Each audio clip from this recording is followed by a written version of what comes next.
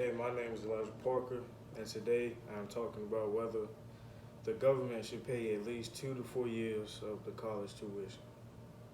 Now, first off, college is something that most people want to go to and, to further their education, to pursue their career, and put them at a better chance at life. But the problem is financially. Most families are in a situation where they can't pay the college tuition, and overall, honestly, the college tuition is very high unless you go to like an community college or somewhere near home that's small, not like a university, you know. So what I want to talk about is what I think. Would it be a good idea or a bad idea? There's pros and cons. Now I'm going to start with the pros. The pros are there's more students on college campuses now, who can pursue what they want to be in life and further their education. A con to that would be if the government pays at least 2 to 4 years, how much are they covering? Are they paying for everything, or is it only just going to be for the 2 years?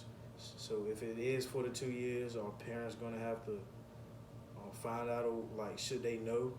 Because obviously they should know.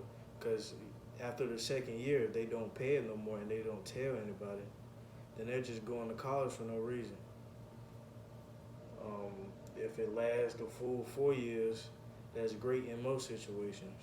But what about the people who have to go to college at least 7 years to pursue um, some career in the medical field or any other field that have to stay in the school close to 7 to 10 years studying and all this other type of stuff to get where they want to be? Um,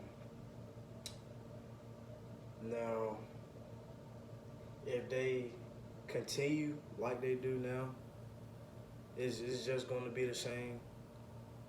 Um, and another thing to worry about would be the economy.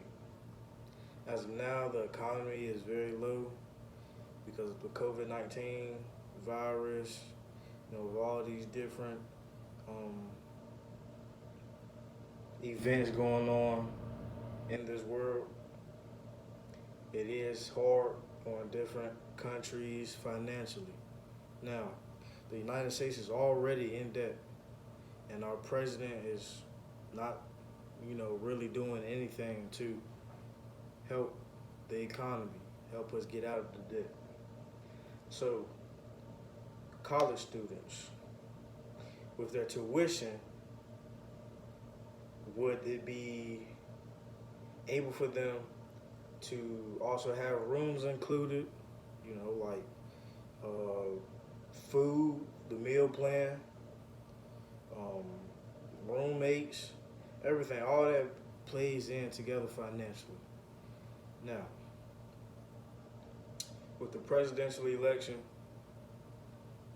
Kanye West did state that if he did win, he was going to give out $1 million to families with a baby. Now, my problem with that is you're leaving other people out. It's like you're just focusing on, one part of the country. What about the other people who are still living in poverty and need money to do this and that and are barely getting by? Um, People who live in Section 8 housing and all these other, poor places in these environments where kids can get so mixed up and caught up in the wrong stuff that, they veer off into the wrong path and they don't go to school and they don't want to go to college. They don't have a future, period. And then we don't want that. We want to continue to create jobs and better opportunities for everybody. Now, for the homeless, I think that I was, we're really not doing anything for them, and I wish we could. But if there was a way that we could, say if we start them off with, some type of housing, and get them off of the streets. Because you got to think about it. What if you were in that situation? What would you do? You can't experience their pain unless you go through it. And I don't even know that pain. I'm sure I wouldn't want to know.